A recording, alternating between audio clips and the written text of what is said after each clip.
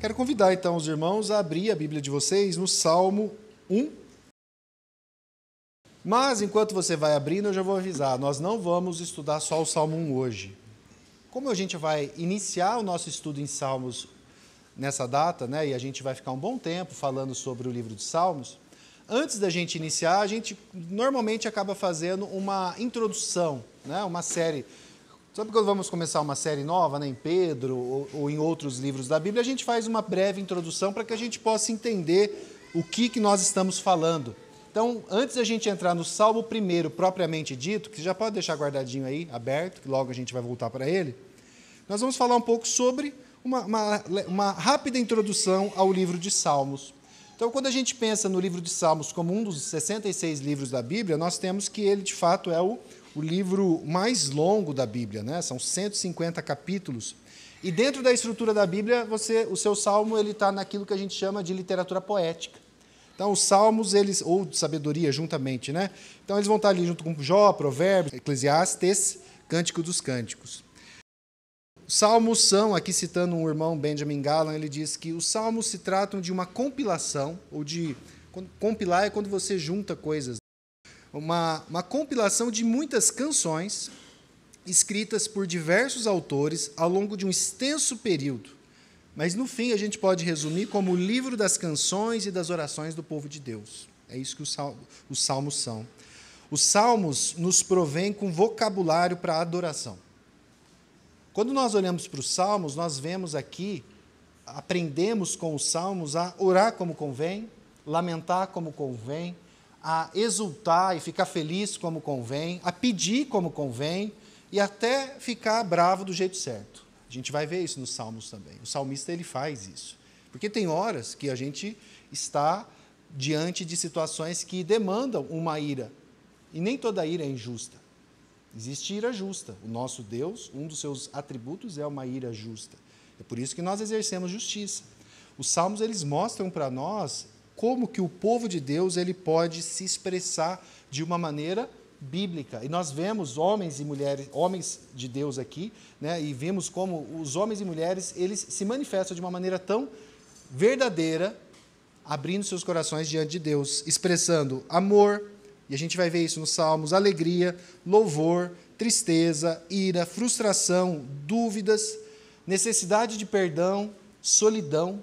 Nós temos salmos que falam sobre solidão, de uma maneira muito dolorida. E tem horas que a gente passa por isso. Então, nos salmos, a gente aprende tudo isso. Interessante, agora eu vou citar um pai da igreja, Atanásio de Alexandria. Ele é século IV. Ele diz assim: a maioria das escrituras fala a nós, ela nos ensina. Os salmos, porém, falam por nós. Vocês conseguem entender a diferença? Os salmos, enquanto a gente aprende muita coisa, a gente aprende na Bíblia toda, inclusive nos salmos, mas os salmos, ele nos ensina como falar. Os salmos, eles te ensinam a chorar do jeito certo, a agradecer do jeito certo, a pedir do jeito certo, a de fato nos colocar diante do Senhor do jeito certo. O irmão Bruce Waltke, que a gente vai citar ele bastante nesse estudo, que é um grande estudioso do livro de Salmos, ele faz um estudo muito interessante, e ele vai dizer para nós, a gente tem estudado o Novo Testamento, eu acabei de estudar Pedro, o Marco tem estudado Coríntios, o Alexandre tem estudado Tiago, e a gente sempre vai estar mostrando citações do Antigo Testamento. Os escritores dos livros do Novo Testamento citando vários textos do Antigo Testamento, eles sempre estão citando.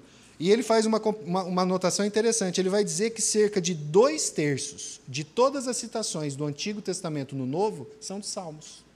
Ou seja, os Salmos são, inclusive, dos textos do Antigo Testamento os mais citados no Novo. Jesus vive recitando os Salmos, ele fala dos Salmos em diversos momentos. Os apóstolos interpretam os Salmos como profecias sobre Cristo. E qual que é o propósito principal desse livro ao longo do tempo? É promover o louvor e a adoração apropriados a Deus. Os Salmos nos ensinam a louvar, os Salmos nos ensinam a entender e como expressar diante de Deus os nossos sentimentos. Essa palavra, o nome é a natureza, né? O que significa essa palavra salmo? A gente fala e muitas vezes não sabe. Eu não lembrava, se eu aprendi um dia, eu não sabia o que significava a palavra salmo. Salmo vem do grego, salmo, só põe um P na frente, que significa, de fato, um cântico ou hino para ser cantado com acompanhamento de instrumentos de cordas. É isso que significa a palavra salmo. A palavra hebraica, terrilim, que é o nome em hebraico dos salmos, também significa louvores, canções. O livro contém 150 cânticos, como a gente disse, o antigo inário do povo de Deus. Em relação à autoria, é muito interessante. Eu não vou pedir para ninguém chutar, né? Mas pense aí, quanto tempo vocês acham que do primeiro salmo que a gente sabe que foi escrito e o último salmo que a gente sabe que foi escrito, porque muitos a gente não sabe quando foram escritos, quanto tempo vocês acham que foram? Foram pelo menos 1000 anos. É muito tempo. Por quê? A gente tem um salmo, que é o Salmo 90, que foi escrito por Moisés. Esse é o mais antigo, que a gente sabe. Pode até ter mais antigo, porque muitos nós não sabemos quem escreveu. Mas o Salmo 90 foi escrito por Moisés. Moisés viveu mais ou menos em 1500 a.C. A gente tem o Salmo 126, que já é um salmo pós-exílico. Eles já estão voltando da Babilônia. Isso aí já é mais ou menos do ano 500 a.C. Então, a gente está falando aí de praticamente 1000 anos. Quem escreveu os salmos? Quem mais escreveu os salmos? Se eu perguntar, acho que todo mundo vai saber. Foi Davi. Então, nós temos a referência escrito no início de cada salmo ali, nós temos a referência de que Davi teria escrito 73 salmos. Ou seja, mais da metade. Mais, né? Não, um pouquinho menos. 73 salmos, sendo o principal autor. Nós temos também Asaf, que escreveu 12 salmos, os filhos de Coré, 9, Salomão, 2, Moisés, 1, e quase 50 salmos, nós não sabemos quem escreveu. Não sabemos nem quando foram escritos, então, nós simplesmente não sabemos. Em relação à estrutura, é interessante assim, porque nós temos 150 salmos, mas se você pegar a sua Bíblia, você talvez já tenha reparado isso.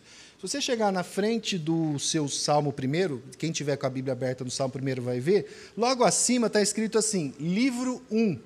Está escrito isso na Bíblia de vocês? Livro 1.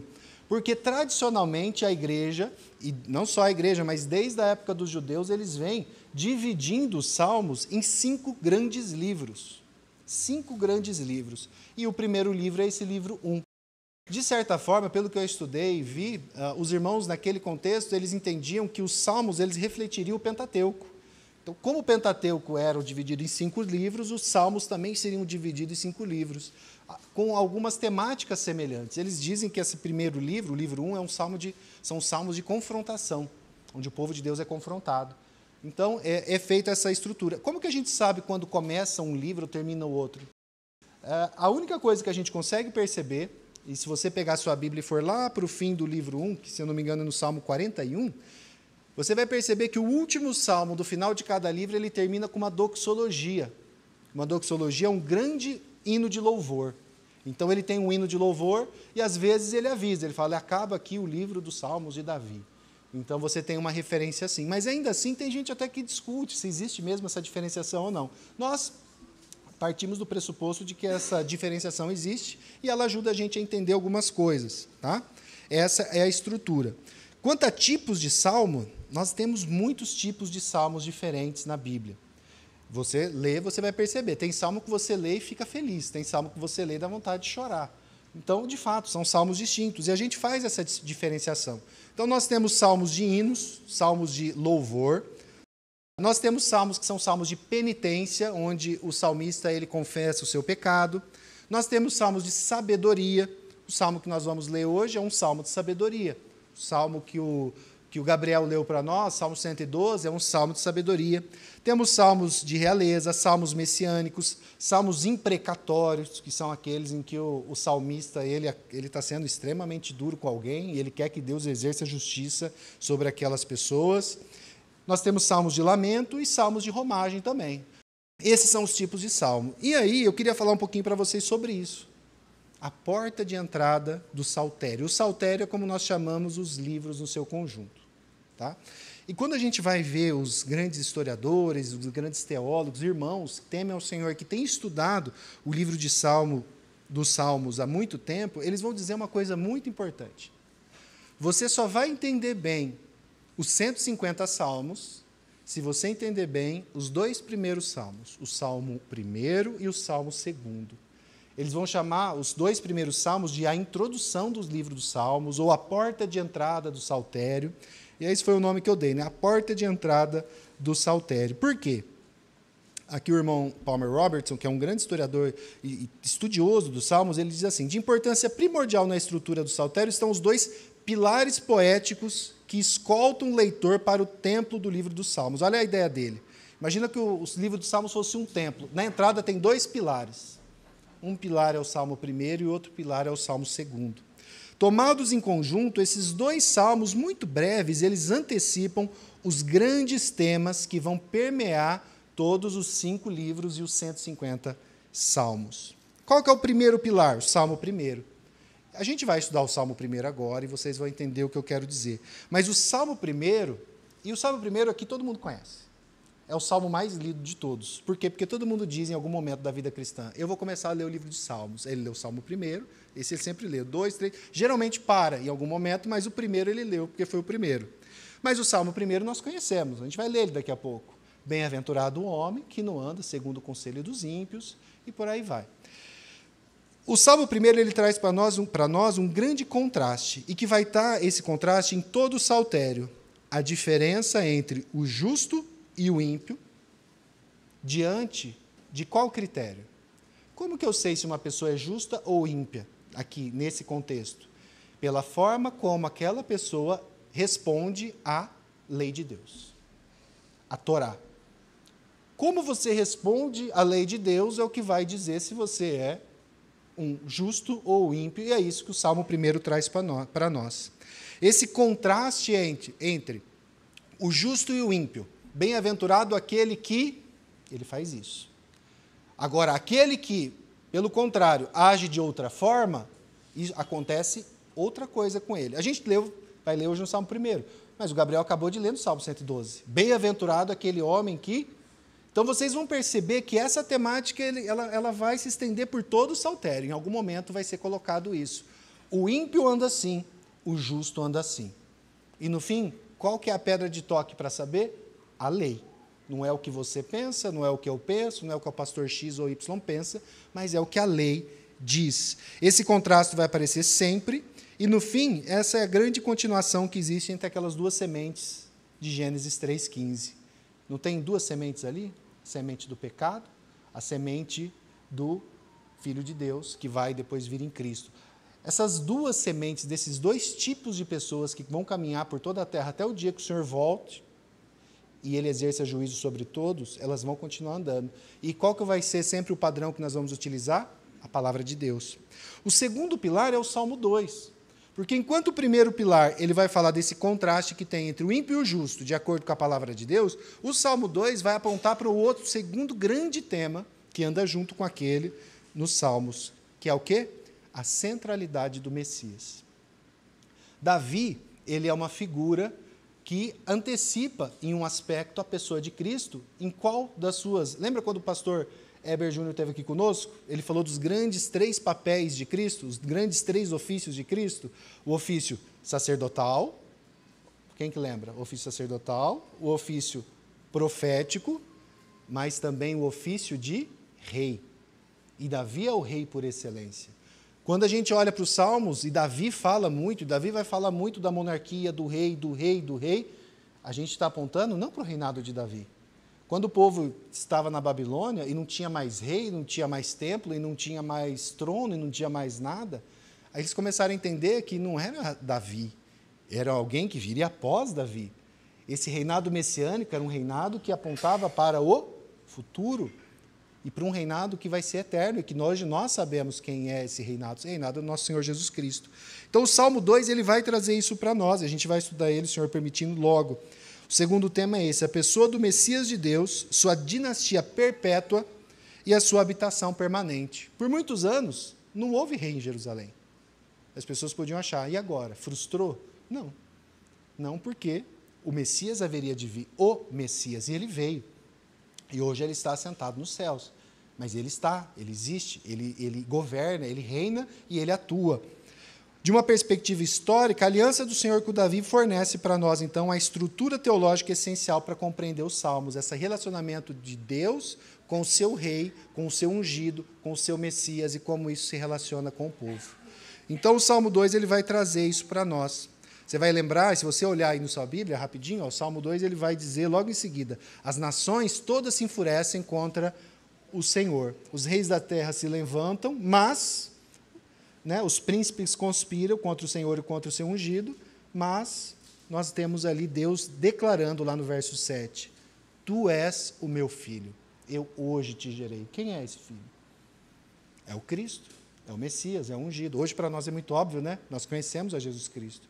Mas isso aqui foi escrito muito tempo antes de Jesus Cristo nascer. Mas nós sabemos disso hoje. Então, essa relação entre esses dois pilares, o irmão vai dizer assim, tomados em conjunto, esses dois salmos definem a substância de essencialmente tudo que vai se seguir ao longo do restante dos salmos. O primeiro salmo declara o caráter crítico, crítico no sentido, não criticando a lei, mas crítico de importância da lei. O segundo salmo apresenta o Filho designado pelo Senhor, que, em última análise, vai estender o reino messiânico, não só a Jerusalém, mas por todos os confins da terra. Torá, que é a lei, e o Messias. O lei e o evangelho, ambos são igualmente essenciais para o cumprimento das alianças e para o avanço do reino de Yahvé, de Deus. Então, essas coisas vão sempre estar entrelaçadas durante todo o livro de Salmos. Dificilmente você vai ler um salmo que não vai passar por um desses dois pontos. Ou seja, esses dois salmos não são só uma introdução bonita, eles são a porta de entrada e estabelecem que devemos ler esse livro sempre com dois focos: a obediência à palavra de Deus e a esperança do Messias prometido. Essas coisas sempre vão vir juntas.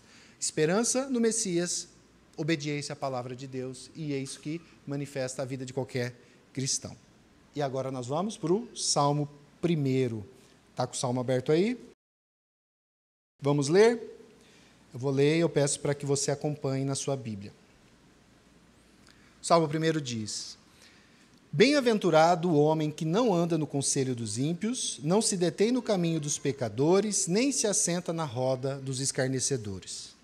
Antes, o seu prazer está na lei do Senhor, e na sua lei medita de dia e de noite. Ele é como árvore plantada junto a correntes de águas, que no devido tempo dá o seu fruto, e cuja folhagem não murcha, e tudo quanto ele faz será bem-sucedido. Os ímpios não são assim. São, porém, como a palha que o vento dispersa. Por isso, os perversos não prevalecerão no juízo, nem os pecadores na congregação dos justos. Pois o Senhor conhece o caminho dos justos, mas o caminho dos ímpios perecerá. Nós vamos dividir esse salmo em 3 pontos. Primeiro, o retrato do justo, primeiros 2 versos. Depois, os caminhos e consequências, nós vamos falar sobre isso. Caminhos e consequências. E o destino final. Todo caminho leva a um destino. Não é assim? Toda estrada leva a um destino. E é isso que a gente vai ver. Falando então do retrato do justo. Falando aqui do primeiro verso.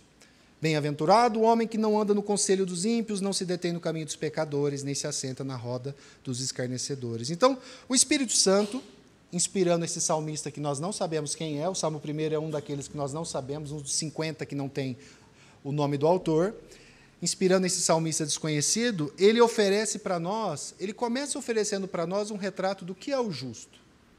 Quem é o justo? Quem é aquele que anda nos caminhos do Senhor? E é isso que ele vai tentar mostrar para nós. A primeira constatação que ele faz é que o justo, o homem honesto, o homem que anda nos conselhos do Senhor, que anda nos caminhos do Senhor, a primeira coisa é afirmar que ele é uma pessoa bem-aventurada. Essa é uma palavra que a gente escuta muito no contexto bíblico e a gente sempre tem que lembrar. Ser bem-aventurado é ser feliz. E vai haver Bíblia de vocês que vão escrever, vai estar escrito assim, feliz aquele que... Só que a felicidade que a bem-aventurança traz, e quando a gente vê o termo bem-aventurado, ela é uma felicidade mais profunda do que uma mera felicidade. É uma felicidade maior em qualidade, maior em profundidade, mas é uma felicidade. Só que é uma felicidade que ela transcende ao mero sentimento. Às vezes a gente está simplesmente feliz, a gente está rindo, a gente está... E aquilo é simplesmente fugaz, é algo muito superficial. A bem-aventurança, ela vai além disso. Ela não está baseada num sentimento momentâneo, ela não está baseada em simplesmente uma circunstância. Eu estou feliz porque hoje meu time ganhou. Ok, você pode ficar feliz porque seu time ganhou, mas você entende que essa é uma felicidade muito circunstancial, porque amanhã ele perde. depender disso para ser feliz? Ah, eu estou feliz porque eu tenho dinheiro, mas amanhã você pode não ter. Eu estou feliz porque eu estou com saúde, mas amanhã talvez você não vai ter. E aí? A bem-aventurança, ela é uma felicidade que ela é baseada na bênção de estar no lugar certo. E qual que é o lugar certo aqui? Está no caminho certo. Está no caminho, que é o caminho do Senhor. Existem dois caminhos, um certo e um errado. A bem-aventurança, ela tem a ver necessariamente com você estar no caminho certo. Nem sempre você vai estar no caminho certo e as coisas vão dar certo. Você já quebrou seu carro indo para o caminho certo? Sim. Talvez vai atrasar a sua viagem, você vai ter problemas, você vai gastar dinheiro, mas você está no caminho certo, ainda que com problemas. Agora, uma pessoa pode estar no caminho errado e o carro dela não quebra nenhuma vez. Ela vai chegar super rápido no destino dela, mas no fim ela vai chegar onde? No lugar errado. E ela simplesmente vai ter que voltar. A gente fala de caminhos que, tristemente, você não vai ter a possibilidade, quando você chegar no fim do caminho errado, de falar, eu errei, me perdoa, agora eu vou voltar. Não. Quando você chegar no seu destino final, você vai ter o julgamento final. E ali você vai ter a paga por tudo aquilo que você escolheu durante a sua vida e aquilo pelo qual você rejeitou por toda a sua vida. Então, para que a gente possa experimentar essa bem-aventurança, nós somos chamados a andar nesse caminho. Mas, mesmo se você é um cristão e você está andando no caminho certo, você sabe que você vai ser tentado em algum momento a sair desse caminho. Eu estou falando muito de caminho, e quando a gente fala muito de caminho, não tem como lembrar, por exemplo, do livro O Peregrino, que é um livro sobre alguém no caminho. E quando a gente lê o livro do Peregrino, se você não leu, você precisa ler. Todo mundo que está aqui já pode ler. Né? Não tem nenhum bebê aqui, tem alguns bebezinhos ali. Talvez ele não vai conseguir ler, mas as crianças, pré-adolescentes aqui, todos podem ler. É um livro sobre caminhos. E de alguém que está no caminho certo, mas que volta e meia tenta se desviar. E a gente vê ali o que acontece com quem se desvia. E quando você for tentado a trilhar um caminho errado, você tem que sempre lembrar que um caminho está certo e um caminho está errado. Mas é um atalho. Mas é um atalho pelo caminho errado. E se o caminho é errado, ele é errado. E por isso o salmista ele vai começar o salmo primeiro, e esse é o primeiro mandamento de todo o saltério, de certa forma, é constatar para nós que bem-aventurado é o homem que não faz algo. E o que esse homem não faz? Ele começa com um comando até mesmo negativo. Ele não anda no caminho errado. E eu acho tão bonito, se você prestar atenção nesse primeiro verso, você vai perceber que esse é um verso que ele está cheio de movimento. Ele é um verso dinâmico. Se você começa a pensar nessa figura, o salmista ele já te dá uma figura. Eu não preciso criar uma ilustração aqui. A ilustração está aqui. Pense num homem andando. E pense em um homem andando e considerando as coisas. Então, esse verso ele demonstra movimento dinâmico. Vamos falar primeiro da caminhada. Está tendo uma caminhada aqui, não está? Está tendo uma caminhada. No que fala da caminhada, na velocidade especialmente da caminhada, parece que está tendo um padrão de diminuição. Alguém está andando cada vez mais devagar. Porque ele começa como? Andando. De repente ele se detém e no final ele senta. Você consegue perceber que aqui no trecho, pensando em termos de velocidade de caminhada, ele está andando e de repente ele para e de repente ele assenta. Ele se senta em algum lugar. Mas, no que fala a respeito daquilo que ganha o coração e daquilo que ganha a mente, não está tendo uma desaceleração. Está tendo uma aceleração. Preste atenção nisso. Você começa com um padrão de pensamento. Olha ali. Bem-aventurado o homem que não anda no conselho dos ímpios. O que é o conselho? O conselho é quando eu quero ganhar a sua mente por meio daquilo que eu te falo. Olha, não faça assim. Esse caminho seu é errado. Venha para o meu caminho é melhor. O meu caminho é um caminho de sucesso. O meu caminho... Então, a gente está falando de nível de pensamento, que é o conselho dos ímpios. Só que depois do padrão, de um nível que está no nível apenas de pensamento, a gente parte para um padrão de comportamento. Porque ele não passa simplesmente a pensar no conselho dos ímpios, mas ele passa a fazer algo. Ele passa a caminhar com os pecadores. Então você começa ouvindo o que o ímpio tem a dizer. Mas em algum momento você simplesmente percebe que você está andando lado a lado com ele. E você está andando com ele, porque você tem interesse naquilo que ele tem a dizer. Então você já está no caminho dos pecadores. Se você faz o caminho inverso, você começa ouvindo e de repente você está andando, e é isso que nós somos chamados a não fazer, mas no fim você termina com um padrão de identificação. Pensamento, atitude. Primeiro você começa a ouvir o que o ímpio tem a dizer. Depois você começa a andar com o ímpio, a agir como o ímpio age. E no fim você começa a fazer o quê? Você se identifica com o ímpio. O assentar na roda do escarnecedor é alguém que se identifica como parte daquele grupo. Eu sou um ímpio agora. Eu estou andando com eles, eu rio das mesmas coisas que eles, eu amo o que ele ama, eu gosto do que ele gosta. Você consegue perceber esse padrão? Mente, atitude e identificação. Porque, no fim, nós somos o que nós fazemos. Você pode dizer que é crente, chorar, cair no chão, pular, mas se você vive uma vida devassa sem arrependimento, você não é. Vocês conseguem perceber como que esse texto, de maneira tão linda e bonita e simples, direta e poética, ele mostra para nós um retrato da nossa vida? O que você anda? Onde você anda? O que você escuta? O que você faz? Quem você é? Quem te olha do lado de fora daqui? Porque aqui a gente consegue enganar bem, mas lá fora, quem é fulano? Ele? Ixi, sem vergonha, hein? As pessoas identificam a gente por aquilo que nós vivemos e fazemos. Como que você é visto? Isso tem a ver com identificação. O padrão que leva ao desvio do caminho do Senhor para o caminho do mal será sempre esse. Vai começar pelo pensamento, ele vai passar para o comportamento e, por fim, ele vai ganhar o nosso coração. E nós vamos passar a nos identificar com aquilo. A gente consegue ver isso na nossa história. Pensa na história do que a gente vê no mundo hoje. Existem coisas que na época quando meu pai era solteiro, que eram inaceitáveis. Hoje, elas não só são consideradas aceitáveis, mas como até desejáveis. Pense, por exemplo, algo que era normal alguns anos atrás. Até mesmo para os ímpios era normal, por exemplo, que uma mulher se casasse virgem. Isso era algo que se esperava, e o homem também. De repente, não, agora o homem não precisa mais. E agora ninguém precisa mais, e agora o bom mesmo é que nem se case virgem para poder experimentar algo antes.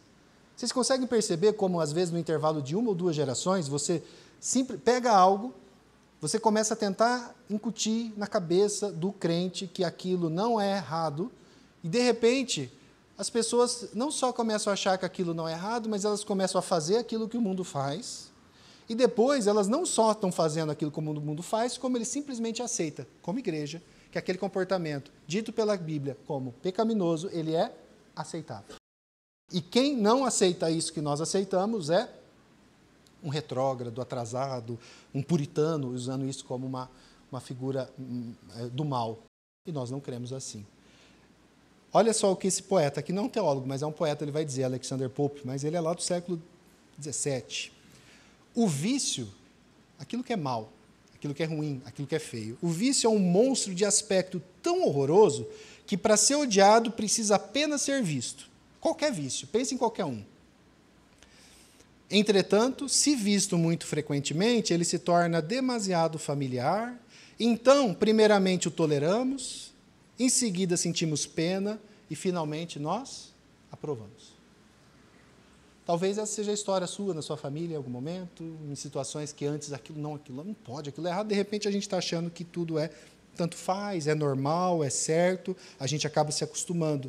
Meus irmãos, jamais vai haver bem-aventurança, alegria verdadeira e real, quando nós flertamos com um caminho que leva para destruição. Não vai haver. Bem-aventurança, felicidade real e verdadeira, quando você flerta, brinca com o caminho que leva à destruição. Então, a primeira aplicação que eu quero fazer com vocês é: não brinque com o pecado. Não brinque com o pecado. O Salmo ele é muito claro a nos mostrar uma progressão. Ele começa devagar, ele começa no nível do pensamento, mas o fim dele é destruição. Ninguém quer ser destruído. Alguém aqui quer ser destruído? Ninguém quer ser destruído. Para que você vai brincar com algo que pode te levar à destruição? Via de regra, o padrão que leva à queda se inicia com meros pensamentos inadequados. É isso. Você sabe disso. Quando esses pensamentos não são arrancados pela raiz, eles crescem e se tornam reais e se transformam em um pecado consumado. Qualquer pecado gravíssimo, aqueles pecados que aparecem na televisão, aqueles pecados que causam disciplinas públicas, meus irmãos, todos eles começaram com pensamento. Você nunca começa direto com um adultério consumado. Você nunca começa direto com um homicídio dentro da igreja. Você começa com um pensamento inadequado que, ao invés de você falar não, você fala, mas e se? Pode ser, hein? É verdade, eu acho que... não. Pois eu vejo isso. Pense nisso, sempre. Pessoas se brigaram, se machucaram, se mataram. Dificilmente um homicídio começa na hora. Geralmente isso começa antes, com pensamentos de ira sem perdão, com pensamentos de ira que são incentivados por outros, por maledicência, e de repente você olha para alguém e você já vê um monstro, você não vê mais um irmão. E a primeira oportunidade que você tiver, você vai para cima dele. Você consegue entender que, no fim das contas, tudo começa com pensamentos que vão se transformar em comportamentos e que, de repente, nós vamos nos tornar identificados com aquilo? E, no fim, eu me torno um adúltero, ou eu me torno um homicida, ou eu me torno um mentiroso, ou eu me torno um invejoso, e isso é isso que eu sou. E vocês têm que aceitar isso, porque eu sou assim, e eu nasci assim, e não tenho o que fazer. Não é isso que a palavra nos ensina. Então, não brinque. O pecado não arrependido, ele se torna um padrão de vida. E por isso que nós somos chamados a cuidar dos nossos pensamentos e guardar o nosso coração, que é da onde provém tudo, né? Provérbios 4:23 diz: de tudo que se deve guardar, guarde bem o seu coração, porque do seu coração procede as fontes da vida. O caminho do pecado ele pode parecer inocente, mas seu destino final é dois. Só dois destinos. O pecado vai levar dois destinos. Todo pecado vai levar dois destinos. Ou ao inferno, para o ímpio. O ímpio vai para o inferno por causa desse pecado. E nesse meio tempo ele pode ter várias consequências ou não do seu pecado. Mas se você for cristão e pecar, você também vai ter consequência, que vai ser a disciplina. A disciplina de Deus. E essa disciplina ela pode ser extremamente dolorosa. Não só para você, mas para todo mundo que está perto de você. Então, o pecado ele sempre vai trazer algum tipo de consequência. Bom, já falamos então que a gente precisa cuidar da nossa mente, do nosso proceder e daquilo que nós nos identificamos. Mas talvez você vai dizer assim, Danilo, eu entendo isso, mas veja, é tão mais legal as coisas do mundo, eu não tenho muito prazer aqui. Que dificuldade é para mim vir para no domingo aparecer aqui na igreja? Que difícil que é. Mas, assim, se me chamar para fazer A, B ou C, rapidamente eu estou ali, eu estou pronto, eu estou apto, eu estou disposto. Então, pode ser que isso aconteça na sua vida. Eu não tenho prazer nas coisas de Deus. Desculpa, é verdade, a realidade é essa. Então, eu quero dizer uma coisa. Se esse é o seu caso, eu fico feliz que você, pelo menos, reconheça isso. É melhor reconhecer o seu pecado e reconhecer que você não tem prazer nas coisas do Senhor do que ficar fingindo que está tudo bem. As coisas do mundo parecem atraentes, as da igreja são sem graça.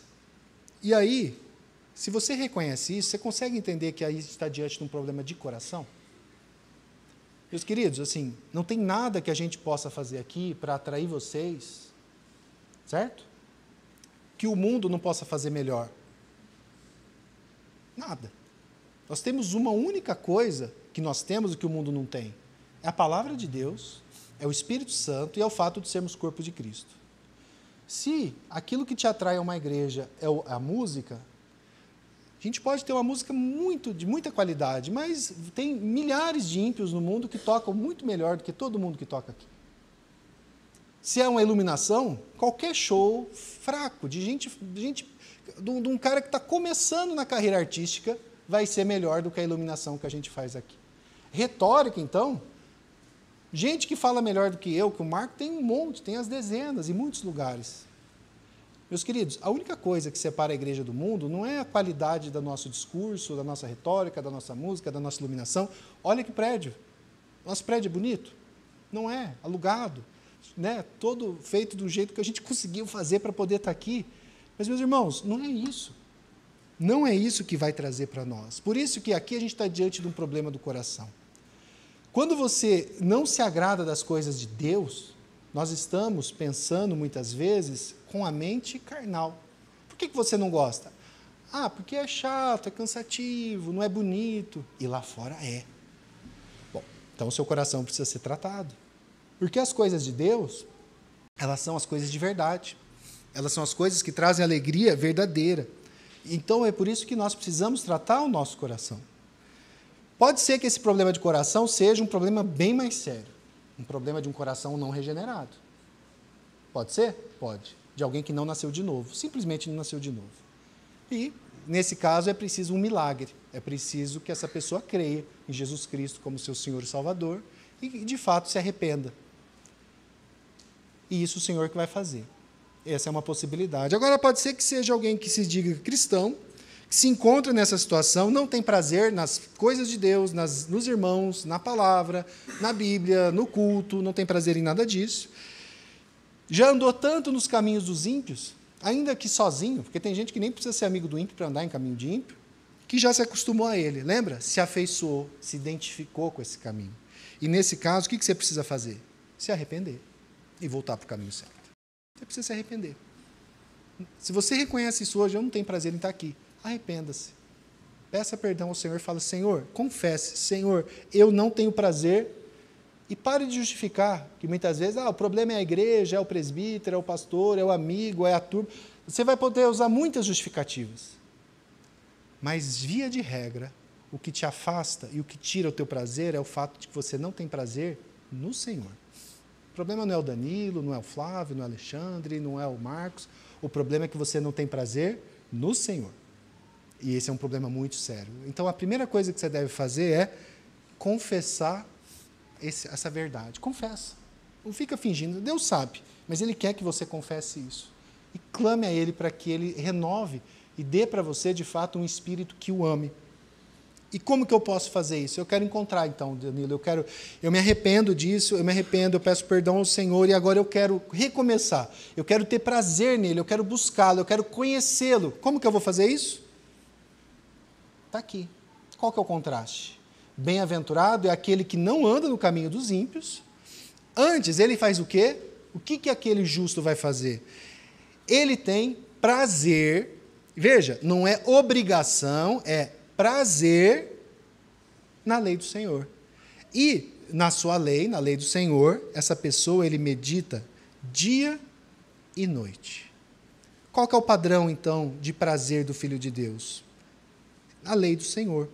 Esse prazer não vai estar somente em lê-la, ler a Bíblia, a gente deve ler sim, mas também em aplicar. E entenda uma coisa, quem fala muito sobre isso, um autor cristão que fala muito, quem já leu, já viu isso, quem não leu deve ler, John Piper, ele vai sempre dizer algo muito importante. Todo cristão, todo ser humano, vive, de certa forma, para ter prazer. Nós queremos ter prazer. E ele vai dizer que o prazer não é errado, desde que o prazer esteja no lugar certo. Se o seu prazer estiver na lei do Senhor, ótimo. Você vai ter prazer em algo. Então, o meu prazer vai ter que ficar lendo a Bíblia o dia inteiro? Não, não é isso. Prazer na lei do Senhor não é ficar lendo a Bíblia 24 horas.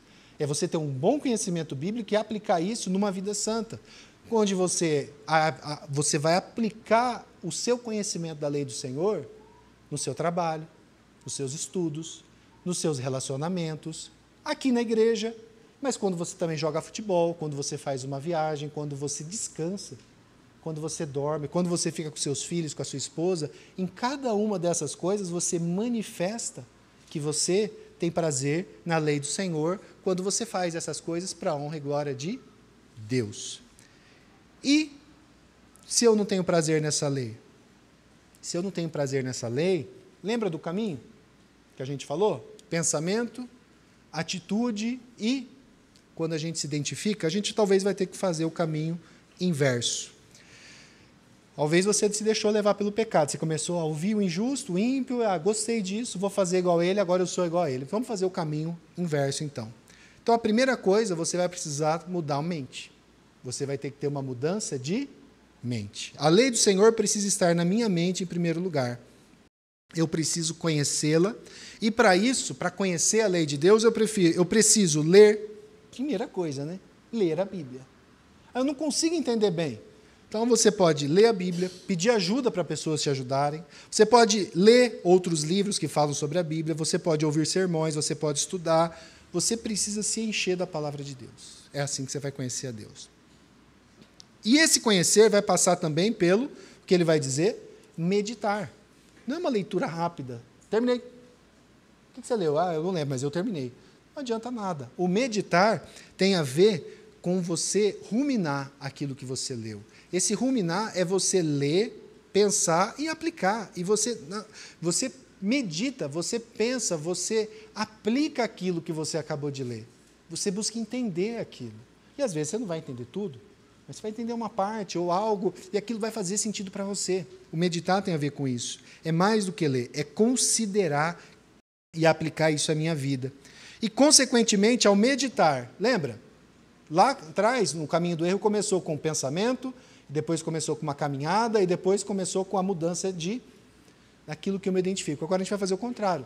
Eu vou me encher a minha mente com a palavra de Deus, eu vou meditar na palavra de Deus, eu vou buscar ter prazer na palavra de Deus, e eu vou começar a aplicar a palavra de Deus, ou seja, meu procedimento muda. E uma vez que meu procedimento muda e eu obedeço à palavra de Deus, eu passo a me identificar mais com o meu Salvador. Passa a ser uma questão de identificação. Você passa a olhar coisas que os ímpios hoje gostam e você fala assim, eu não consigo mais ter prazer nisso. Nem que você me dê de graça, eu não quero. Meus irmãos, quantos de nós já não passamos por isso em algum momento da nossa vida? Coisas que antes nós pagávamos para ter e hoje, nem que te dessem de graça, você não gostaria mais. Se pela graça de Deus você experimenta isso em alguma área da sua vida, saiba, isso aconteceu porque você fez esse caminho.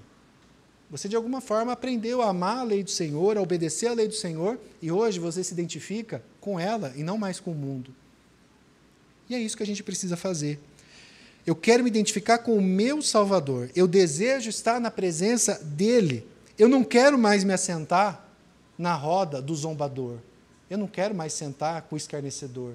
Eu não quero mais sentar com aqueles que são ímpios e que rejeitam aquilo que eu digo amar, que riem daquilo, que tiram sarro daquilo, porque eu quero estar em outro lugar. Eu quero me assentar em outro lugar.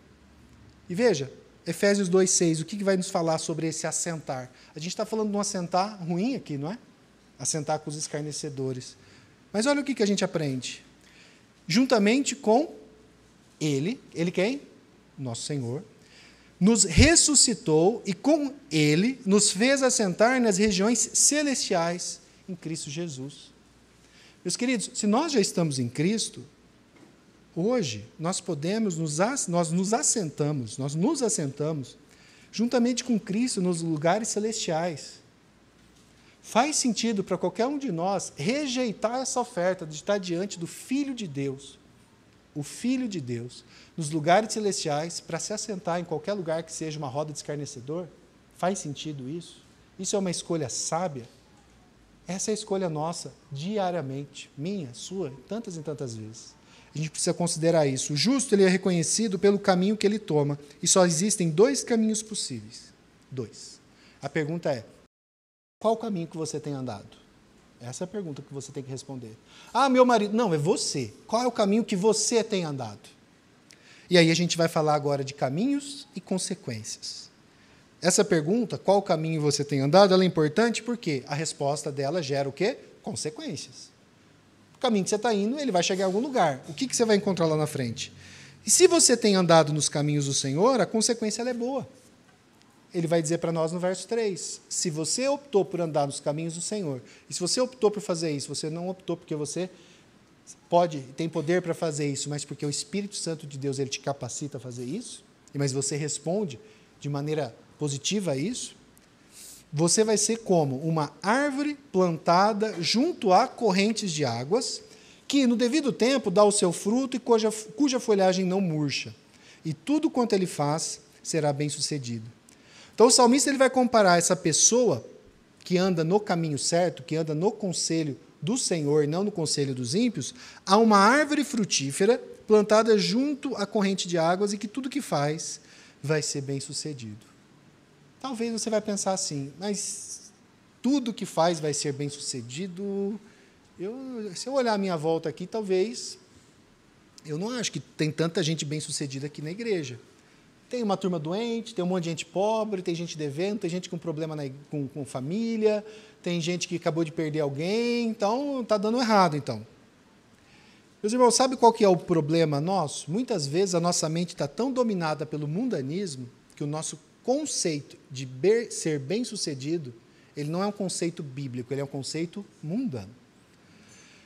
E vamos ser bem sinceros, você não precisa falar. Se eu perguntasse aqui, não eu, uma pessoa lá fora, porque se eu perguntasse, vocês iam responder talvez certo, mas se uma pessoa lá de fora, do censo, chegasse e falasse assim, o que é ser bem-sucedido para você?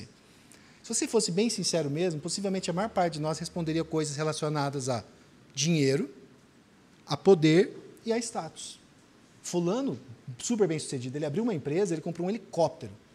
E aí os filhos, todos estão nas drogas, o outro morreu, a mulher abandonou, mas ele é uma pessoa bem-sucedida. O nosso conceito de sucesso ele tem a ver com dinheiro, status e poder. Esse é um conceito mundano. O problema é que se esse conceito é o seu, você vai olhar para um texto desse e vai falar assim, eu não sou bem-sucedido, eu servi a Deus a vida inteira, e tudo que eu tenho é o quê? Tá bem, minha esposa, a gente tem um bom casamento, meus filhos andam nos caminhos do Senhor, nunca me faltou nada, eu tenho irmãos que eu amo, mas eu não tenho 3 carros, eu não tenho uma lancha, eu nunca viajei. Onde que está o nosso conceito de ser bem-sucedido? O que a gente tem pensado? E veja, quando a gente perguntar isso para o apóstolo Paulo, por exemplo, ele vai dar para nós uma resposta do que efetivamente é sucesso. Você quer saber o que é sucesso? Talvez você pense que você vai ser uma pessoa de sucesso quando você ganhar X, passar no concurso tal, conseguir aquilo ou aquilo outro. Mas olha o que Paulo vai dizer para nós em 2 Coríntios 4, 16 a 18. Paulo, no conceito mundano, ele era bem-sucedido? Paulo, quando ele pede para Timóteo visitá-lo no fim da vida, Paulo estava preso em um poço. A prisão que ele estava presa era um poço. Prisão Mamertina, é um poço. Você pode procurar na internet, você vai ver. E ele escreve uma carta de dentro de um poço, e ele pede para Timóteo, no fim da vida dele, levar para ele o quê? Pergaminhos, né, os livrinhos dele, e uma capa. Olha a herança de Paulo. Não conseguiu deixar 3, 4 apartamentos? Não. Era isso que ele tinha. Para o mundo, Paulo foi um fracassado. Mas olha o que ele vai dizer para nós. Por isso, não desanimamos. Pelo contrário, mesmo que o nosso ser exterior se desgaste, o meu corpo está aqui. Paulo, depois de algum tempo naquela prisão, com certeza ele devia estar com problemas de pele horríveis. Aqui, Coríntios, ele não estava escrevendo daquela prisão, mas ele viria a ficar preso depois. O nosso ser interior se renova dia a dia. Aqui fora está se desgastando. A doença, a ferida, a dor, o machucado. Mas por dentro, não. Ele se renova dia a dia. Por quê? Sabe por quê? Porque a nossa leve e momentânea tribulação, e quando a gente fala, Paulo falando tribulação leve e momentânea, a gente está falando de chicotadas, a gente está falando de prisões, espancamentos, picada de cobra, naufrágio, é esse nível de leve e momentânea tribulação que ele passa. Porque a nossa leve e momentânea tribulação produz para nós um eterno peso de glória, acima de toda comparação, na medida em que não olhamos para as coisas que se veem, dinheiro, lancha, carro, apartamento, mas para as que não se veem.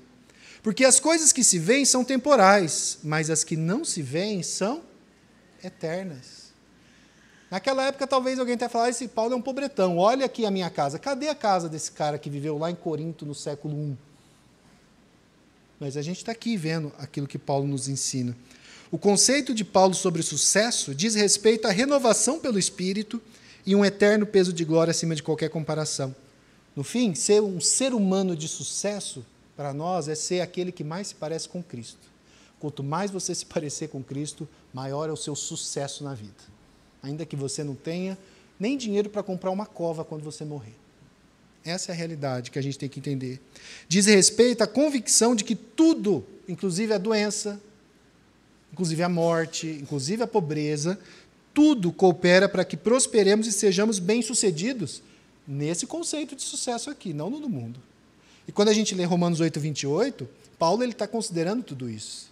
Sabemos que todas as coisas cooperam para o bem daqueles que amam a Deus, daqueles que são chamados para segundo o seu propósito. Todas, é todas. Não é só quando você ganha na Mega Sena, é quando você também descobre que você tem um filho doente. Eu não gostaria que isso acontecesse. Mas, de alguma forma, o Senhor está no controle de todas as coisas e Ele está conduzindo o processo e talvez esse processo dele vai fazer com que eu passe por dor, por sofrimento. Mas, de alguma forma, ainda que as coisas que se veem estejam confusas e eu não consiga entender, mas as que não se veem, quanto mais eu conheço a Cristo, elas estão se renovando diariamente, me preparando para aquele grande dia. Veja, quando a gente confia nessa verdade, nós podemos descansar. Só quando a gente muda o nosso conceito daquilo que é sucesso, nós vamos conseguir encontrar descanso verdadeiro. Porque quando a gente muda o nosso sucesso, conceito de sucesso, se sucesso na vida é ser parecido com Cristo, talvez você vai conseguir, como Paulo, se sentir um homem de sucesso, porque você crê no Senhor Jesus Cristo, mesmo que você esteja numa posição de Jó, por exemplo, tendo perdido sua família, tendo perdido seus bens, tendo perdido a sua saúde. Isso parece loucura, não parece? Parece, mas é possível. E muitos de nós passaremos por isso aqui. Muitos de nós já passamos por isso aqui. Aqui na nossa igreja tem irmãos que já perderam filhos, que já perderam dinheiro. E, queridos, é possível que você ainda se encontre aqui de pé, confiante, descansado no Senhor, por quê? Porque a tua mente, o teu coração não estava em coisas, ou em pessoas, ou aquilo que se vê, mas naquilo que não se vê. E é isso que faz toda a diferença para nós. Quando é aquilo que não se vê, a nossa alegria jamais vai poder ser tirada de nós, porque a nossa alegria está no Senhor. A nossa confiança está na promessa de Deus. E veja que coisa interessante. A figura não é uma árvore qualquer. Ela não é uma árvore, porque assim, tem árvores, né, os irmãos aqui que tem sítio, que tem chácara, você tem uma árvore que está lá, desde que você comprou já estava lá aquela árvore. Ela deve existir há 200, 300 anos, ninguém sabe de onde ela veio. Mas você consegue perceber que a figura nos mostra para nós, não foi uma árvore que foi encontrada ao acaso, uma árvore silvestre, foi uma árvore que foi deliberadamente plantada. A figura desse justo é de uma árvore que foi plantada por um agricultor. Havia propósito naquela árvore. Aquela árvore foi efetivamente plantada por um fim. E ela não depende do acaso. Jamais. Ela foi plantada ali, ela foi colocada ali. Né? E ela, olha que interessante, ele está diante de correntes de águas. É interessante que esse ponto, porque essa palavra correntes de água no hebraico, ela significa assim, não é um rio, não é um ribeirão, não é um riacho, é uma corrente de água. Aí até o comentarista ele vai dizer, o rio, às vezes ele sobe e acaba com tudo. O riacho lá muitas vezes secava. A corrente de água ela foi feita especificamente para aquilo. Então esse agricultor ele planta e ele canaliza aquela água. E essa corrente de água ela tem um propósito específico, é servir aquela árvore. Ela foi colocada ali para que desse vida para aquela árvore. Mas com o ímpio não é assim. Enquanto o justo é uma árvore frondosa, cheia de folhas, né, frutífera, plantada e cuidada pelo Senhor, o ímpio ele é diferente. Os ímpios são, porém, como a palha que o vento dispersa. Olha a diferença. Uma árvore grande, bonita, frondosa, cheia de frutos. E do lado, palha. Palha. O ímpio não tem substância. Como a palha, ele pode parecer muita coisa, mas uma brisa, uma pequena chama destrói. Você já viu uma montanha de palha? Eu já vi uma montanha de palha. Quando você vai, por exemplo, a usinas de açúcar, né? Quando eles terminam de usar todo aquele bagaço da cana e sobra aquele bagaço, que é um tipo de palha, né? Antes deles queimarem aquilo ou de descartarem aquilo, em algumas usinas, antigamente, hoje nem tanto, eles faziam montanhas inteiras de bagaço, aquela coisa que não serve, só serve para ser queimado. Aquilo não tem substância, aquilo rapidamente queima, tanto que é um combustível.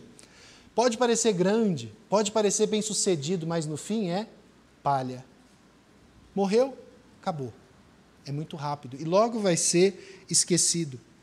Eu cito até como exemplo aqui, se a gente parar e pensar, vamos voltar na história, lá no século I, a época que Jesus viveu.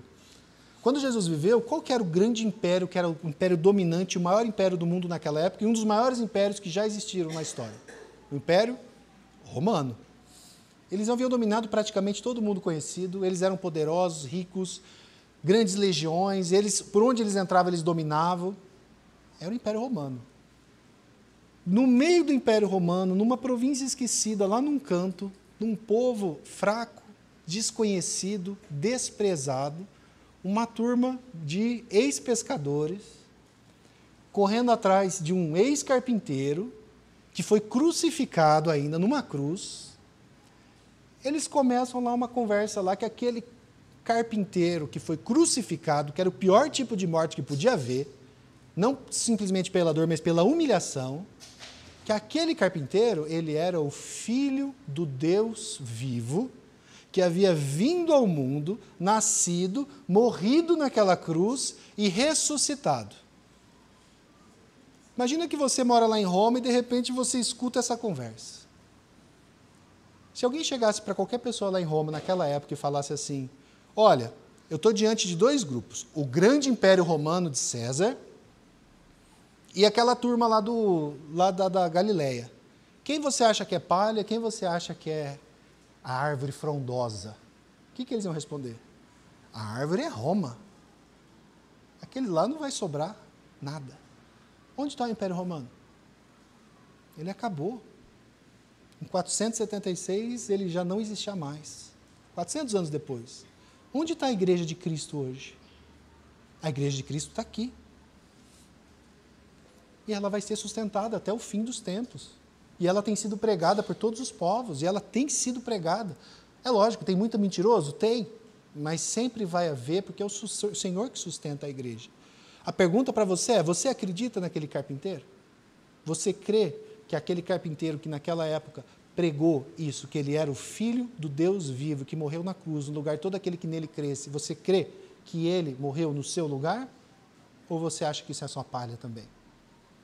Porque se você crê nisso, é isso que te faz andar no caminho certo. Mas isso vai gerar efeitos na sua vida.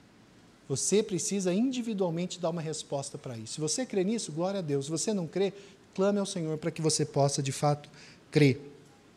O olhar mundano rapidamente diria, né, que esses nossos irmãos eles iam acabar. E eles foram perseguidos. E eles foram queimados. Eles foram devorados por leões. E cadê Roma? Só tem ruínas lá. E nós estamos aqui. Mais uma aplicação. A gente tem a ver com o sucesso que a gente acabou de falar. O que é sucesso para você? Talvez você vai precisar mudar o seu conceito de sucesso. Talvez o seu conceito está tão contaminado pelo mundo, que talvez você está reclamando, às vezes, de circunstâncias que Deus colocou na sua vida para te aproximar dele, e você não quer. Pode ser que você esteja buscando tanto aquilo que o mundo chama de felicidade, que geralmente é conforto, aprovação e prazer, que você acaba negligenciando aquilo que Deus chama de bem-aventurança. Eu quero a alegria do mundo, mas a alegria de Deus, a bem-aventurança é o quê? Ter prazer na lei, meditar na lei e frutificar no tempo certo. Eu não quero isso, eu quero dinheiro, eu quero viajar, eu quero carro. É isso? Talvez você receber tudo isso vai ser a pior coisa que você pode ter, porque isso vai te afastar cada vez mais do Senhor. Pode ser que o Senhor dê. O Senhor abençoa também pessoas com essas graças, mas assim, isso é dele, não é a gente. E preste atenção, se você pensa como o mundo pensa, quer o que o mundo quer, possivelmente você está sentadinho na roda dos escarnecedores. Você quer o que o mundo quer, fala o que o mundo fala, pensa igual ao mundo, qual roda que você está sentado? E aí, assim, uma coisa importante para nós. Muitos de nós, assim, a nossa igreja se preocupa muito com essa questão de educação. A gente tem uma escola que a gente apoia, porque qual que é a justificativa que muitos de nós usamos? Você deixa o seu filho a maior parte do tempo com pessoas fora da tua casa, certo? E elas vão ser influenciadas, obviamente. E aí eles vêm para a igreja e fica só 1 hora de manhã, 1 hora à noite. Onde que ela vai ter mais influência? E aí você pensa isso para os seus filhos. Meus filhos, é isso. É por isso que eu vou pôr meu filho na escola da igreja, eu vou fazer o homeschooling, eu vou fazer isso, aquilo, outro. Só que você mesmo, vem para o culto no domingo à noite, ou no domingo de manhã, porque eu não vou vir nos dois, porque cansa muito, eu vou vir só em um, e vou ficar a semana inteira assistindo influencer no YouTube, ou vendo influencer no Instagram, ou vendo influencer não sei aonde, e ouvindo a rádio, e ouvindo a televisão, e vendo tudo aquilo, mas o meu filho ele não pode, ele tem que ser bem influenciado. Mas veja, você é adulto, quem que está te influenciando? Você acha que essas 2 ou 3 horas por semana que você dá para o Senhor, e que geralmente você está aqui pensando em outra coisa, Você está sendo influenciado por quem? Eu não sento com os ímpios, eu não paro em boteco, eu não fico, ótimo. Mas você fica, hoje em dia você não precisa mais sentar numa roda e ficar rindo com escarnecedores. Você pode ficar com o seu celular e olhando para ele e ficar ouvindo o que os escarnecedores dizem na sua casa. Você não precisa sair mais. Você acha que você não vai ser influenciado por isso? É por isso que a gente está com a nossa cabeça perdida. Porque a gente está querendo andar em 2 lugares ao mesmo tempo. Eu quero andar aqui, mas eu quero andar igual eles lá falam. Eu estou cuidando dos meus filhos. Cuide de você primeiro. A maior dificuldade que a gente tem quando tem crianças com problema é porque os pais estão com problema. Aí o pai chega e entrega para o pastor ou para o professor, fala, resolva o meu problema. O problema é você, o problema não é seu filho. E isso que a gente tem que considerar. Onde que você está colocando a sua mente? E por fim, e agora a gente vai para o fim, porque no fim, irmãos, cada caminho leva a um juízo, ele leva um destino, e o destino aqui é um juízo. O destino dos 2 caminhos é o mesmo. Então você pode pegar os 2 caminhos, você pode andar por eles, fazer a volta que você quiser, mas no fim das contas, eles 2 vão chegar no mesmo lugar, que é o grande dia do juízo. Os ímpios, eles optaram pelos seus próprios caminhos, pela satisfação dos prazeres carnais e transitórios do pecado e pela rejeição do único e verdadeiro caminho. E por isso eles vão ser o quê? Condenados. Por isso os perversos não prevalecerão no juízo, nem os pecadores na congregação dos justos. Mas os justos não andaram por seus próprios caminhos. A gente já falou muito dos ímpios. Agora, e o justo? O justo anda em qual caminho? Os justos andaram por um caminho que não era o caminho deles. Talvez nem fosse o caminho que eles queriam andar, que eles tinham mais prazer. Mas eles foram conhecidos de Deus, eles foram chamados, eles foram amados pelo Senhor. E eleitos de Deus, os justos foram colocados em uma trilha, em um caminho que é o caminho verdadeiro. Existe um caminho. E um caminho não é um caminho de boas obras, apesar das boas obras serem resposta daquilo que a gente está, quando a gente está no caminho certo. Mas, meus irmãos, vocês sabem, a gente está falando de caminho desde o começo. Quem é o caminho? Jesus respondeu, eu sou o caminho, a verdade e a vida. Ninguém vem ao Pai senão por mim. Qual é o seu caminho? É o seu caminho ou é o caminho? Eu sou desse caminho de Jesus. Como que você tem andado? Porque se você tem andado como o mundo anda, então para de falar isso que é mentira. Se arrependa rapidamente e mude antes de você ser encontrado no dia do juízo. Porque você vai ser encontrado. E você tem que fazer essa análise sozinho. Ninguém vem ao Pai senão por mim. É por isso que eu não preciso temer pelo juízo. Eu não sou perfeito. Eu não sou perfeito, nenhum de vocês é, mas eu não preciso ter medo. Porque o meu caminho é seguro. O meu caminho é Jesus Cristo. E Ele vai me conduzir ao caminho, ao destino e ao juízo final. Mas lembra, essa caminhada ela é contínua. E é por isso que eu pergunto, como você tem andado? Você tem andado como um justo ou como um ímpio? Você precisa se lembrar que todos nós vamos passar pelo juízo. Onde você vai estar no dia do juízo? Qual caminho que você andou? E é assim que o texto termina, né?